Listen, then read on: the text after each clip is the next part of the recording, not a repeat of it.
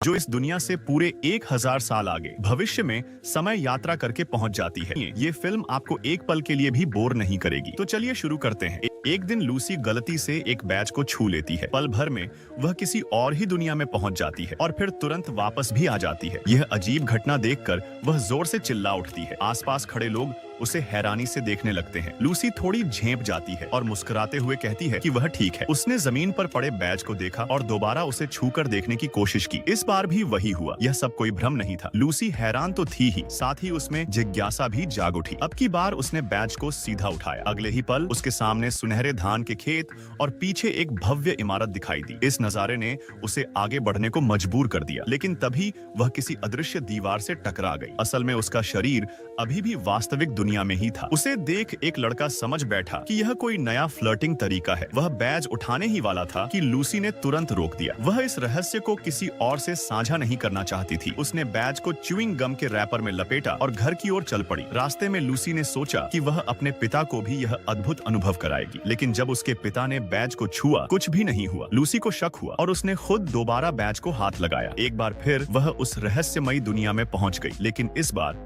उसने महसूस किया कि वह बहुत तेजी से कहीं जा रही है। उसके पिता को लगा कि बेटी मजाक कर रही है और गुस्से में आकर बैज जब्त कर लिया। लूसी इतनी आसानी से हार मानने वाली नहीं थी। रात को जब पिता सो गए तो वह चुपचाप उनके कमरे में गई और बैज उठाने लगी। जैसे ही उसने बैज को छुआ, वह फिर उसी सुनहरी दुनिया में पहुंच गई। अब उसने बिना समय गंवाए सीधा इमारत की ओर कदम बढ़ाया, पर फिर से हवा की दीवार ने उसे रोक लिया। लूसी समझ गई कि असली दुनिया की कोई दीवार आड़े आ रही है। तभी उसके दिमाग में एक उपाय आया। वह दिशा तय कर एक साइकिल पर सवार हो गई और उस दिशा में चल पड़ी जहाँ इमारत थी। एक खुले मैदान में पहुंचकर, जहाँ कोई बाधा नहीं थी, उसने बैज निकाला। इस बार वह सीधे उस इमारत के भीतर पहुंच गई। उसके सामने एक भविष्य की टेक्नोलॉजी से भरपूर शहर था, जहाँ बिना ट्रैक के चलती हुई ट्रेनें थीं, रॉकेट जो खुद वापस उतर सकते थे, यहाँ तक कि गुरुत्वाकर्षण को मात देने वाले स्विमिंग पूल भी। लूसी रोमांच से भर गई। वह फौरन एक ट्रेन में चढ़ गई और बाद में एक रॉकेट लॉन्च पैड की ओर बढ़ी। वह रॉकेट में चढ़ने ही वाली थी कि उसके पैरों में भारीपन आ गया। बैज के पीछे एक काउंटडाउन भी शुरू हो गया था। वह जिद से आगे बढ़ने लगी, लेकिन अचानक ही वह वापस असली दुनिया में खिंच गई। घर पहुंचते ही उसने इंटरनेट पर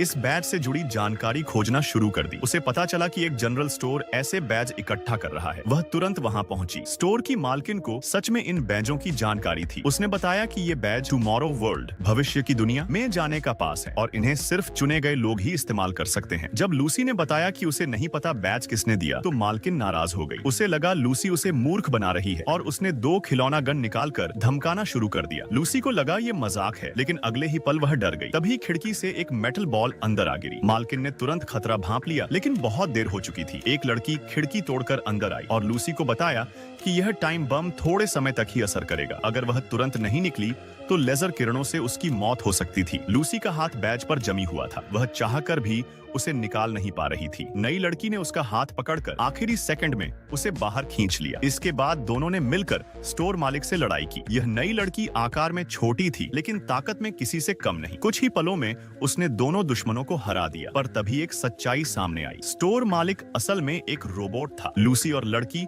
वहां से भागने लगी। वे कार में बैठकर निकल गईं। रास्ते में पता चला कि नई लड़की का नाम अथीना है और वही एक रिक्रूट ऑफिसर है। उसी ने चुपचाप लूसी को बैच दिया था, लेकिन जैसे ही लूसी को पता चला कि अथीना भी एक रोबोट है, वह घबरा गई। उसने गाड़ी रोकी और वहां से भाग निकली। अथीना ने पीछा करने की कोशिश की, लेकिन तभी वह एक कार से टकरा गई। ड्राइवर डर गया और उसकी ओर भागा। तभी एक और लड़की कार लेकर भाग गई। ड्राइवर भागती हुई कार के पीछे गया। उधर टकराई हुई अथीना एकदम से उठ बैठी और अब वह तेजी से कार का पीछा करने लगी। इतनी तेजी से कि उसकी रफ्तार अब इंसानों जैसी नहीं लग रही थी। रियर व्यू मिरर में उसे भागते देख केसी की आंखें हैरानी से फटी रह गईं। फिर अचानक वो लड़की सीधे गाड़ी के बोनट पर कूद पड़ी। केसी डर के मारे ब्रेक पर जोर से पैर मारा। जड़त्व के कारण वो लड़की सीधे ड्राइविंग सीट से टकरा गई। उसने बिना वक्त गंवाए चाबी तोड़ दी और फिर दरवाजे का हैंडल भी तोड़ डाला। अब केसी के पास कोई रास्ता नहीं बचा था, बस वही करना था जो लड़की कहती। जब देखा कि वो लड़की उसे नुकसान नहीं पहुंचा रही, केसी ने खुद को शांत किया और उसकी बात सुनी। लड़की ने अपना नाम अथीना बताया और कहा कि वो फ्यूचर वर्ल्ड से आई एक रिक्रूटर है। उसका मिशन है कुछ खास लोगों को फ्यूचर फ्यूचर में ले जाना, और केसी थी उसकी लिस्ट में आखिरी चुनी गई इंसान। फ्यूचर में संकट आने वाला है और अगर उन्होंने जल्दी कुछ नहीं किया तो न सिर्फ भविष्य बल्कि वर्तमान भी तबाह हो जाएगा। लेकिन फ्यूचर में वापस जाना आसान नहीं था। उन्हें पहले फ्रैंक को ढूंढना था, एकमात्र इंसान जो उन्हें वहां पहुंचा सकता था। दोनों फ्रैंक के घर पहुंचे लेकिन फ्रैंक ने दरवाजा ही नहीं खोला। वो कितना भी मिन्नतें करें, फ्रैंक टस से मस नहीं हुआ। केसी मायूस होकर